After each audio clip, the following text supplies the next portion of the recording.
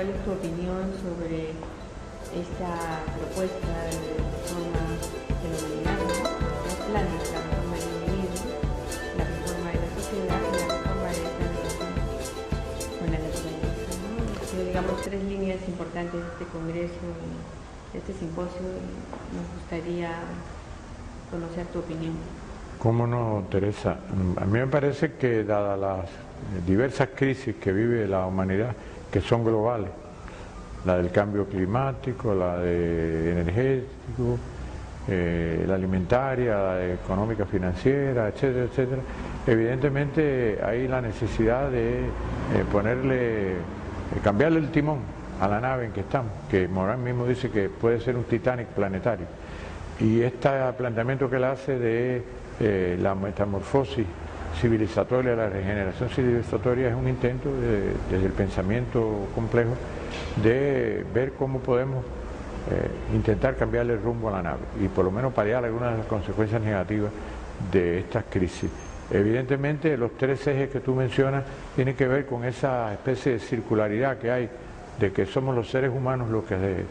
hacemos la sociedad, pero la sociedad es la que produce los seres humanos. Yo pienso que en esa circularidad hay una direccionalidad que va de la sociedad a los seres humanos, porque nacemos en el seno de una familia, después en el seno de una escuela y un centro laboral, y cuando venimos a influir sobre la sociedad ya estamos constituidos por esa sociedad. Y por eso hay que tener en cuenta en esas vías de Morán de regeneración civilizatoria y de metamorfosis al individuo, a la sociedad, y en estos momentos en que ha habido tanta depredación desde la modernidad para acá de la naturaleza, y que la naturaleza nos está pasando factura por habernos creído que éramos amos de ella, pues hay que tener en cuenta también ese eje de la interacción de los seres humanos con la naturaleza, de manera de tratar de aprender a coevolucionar con el resto de las especies animales y vegetales y en la biosfera a la que todos pertenecemos, y ver si evitamos que esa nave planetaria, como la denomina Morán, choque con el témpano de hielo como chocó el Titanic. ¿Cuáles son para ti esas líneas fundamentales, ¿no?, de transformación que se tienen que hacer para que se dé esta metamorfosis en el individuo? Bueno, yo pienso que, como tú has mencionado, esas crisis que yo mencioné anteriormente no cayeron del cielo, sino son consecuencia de todo un patrón de poder. Tú mencionaste el poder, todo un patrón de poder que se ha constituido desde la modernidad y que, por cierto, un compatriota tuyo, Aníbal Quijano, siempre nos recuerda. Yo pienso precisamente que de lo que se trata es de que esas vías de Morán, que yo comparto, porque él habla de la vía, pero una vía que está compuesta de múltiples vías, ¿no?, individuales, sociales, de interacción con la naturaleza, tienen, como le sugirió Aníbal Quijano en la última mesa del simposio, tienen que tener un horizonte de sentido, y la propia metamorfosis civilizatoria tiene que estar orientada hacia ese horizonte de sentido, porque la metamorfosis puede ser la de una oruga en una mariposa, pero puede ser la de un bicho en un bicho peor, ¿no? Y es metamorfosis igual, si no hay un horizonte de sentido claro. Ese horizonte de sentido, para intentar contestarte a lo que tú me preguntas, de cómo yo lo veo, tiene que reconceptualizar todas las coartadas, por llamarle de alguna manera, que el horizonte de sentido que la modernidad nos impuso, casi siempre desde el norte a los pueblos del sur, se reoriente. Y esas coartadas han tenido que ver, entre otras cosas, con las construcciones culturales de cosas como la raza, la etnia, el género, el uso de la sexualidad, la interacción con la naturaleza, el trabajo, ¿no?, las formas de convivencia y las formas de autoridad colectiva. Todo eso tenemos que repensarlo, reconceptualizarlo y construir otro horizonte de sentido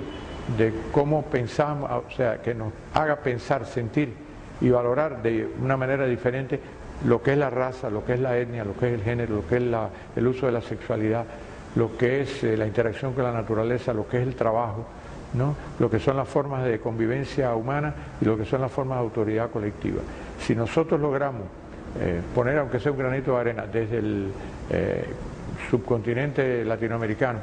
y en particular en Sudamérica se está pensando muy profundamente, y en la región andina de ustedes, hay desarrollos muy importantes, uno de los cuales es precisamente el de Aníbal Quijano. Morán mismo ha recalcado aquí en el IPSEN, que tú diriges, recuerdo en el 2009, cuando se inauguró en agosto, que Morán planteó que la esperanza está en América del Sur, ¿no? Y él se refería al pensamiento crítico y complejo del sur que en esa oportunidad él nos instó a desarrollar. Yo pienso que lo que hay es que reconceptualizar y reconformar ese horizonte de sentido hacia el cual las vías que plantea Morán puedan orientarse, aunque sea un horizonte de sentido que sea como una asíntota, al que nunca se llegue, pero que nos orienta en otra dirección a ese horizonte de sentido que nos impuso el norte y que nos hizo pensar como razas impuras que había que purificar o evangelizar, como etnias atrasadas que había que civilizar, y como en el caso del género, como un género, el tuyo, el femenino, inferior al que el mío, el masculino, tenía que dominar, ¿no? Y eso nos hizo pensar de una manera muy tergiversada, nos colonizó, mientras Europa se modernizaba, como dos caras de una misma dinámica. Europa se modernizó mientras colonizaba América Latina y América del Sur en particular, y América del Sur se colonizó mientras Europa se modernizaba. Yo pienso que decolonizar el pensamiento nuestro puede ser una contribución a que Europa trascienda la modernidad que se constituyó colonizándonos a nosotros, ¿no? Y ese horizonte de sentido que habría que reconstruir estaría, entre otras cosas, orientado a que mientras nosotros sintamos, pensemos y valoremos de otra manera, ayudemos a que desde el sur, desde un pensamiento del sur, el pensamiento del norte y en particular el europeo también pueda trascender ese hegemonismo, ese impulso a hegemonizar siempre del norte a los pueblos del sur, que tan característico ha sido en la modernidad.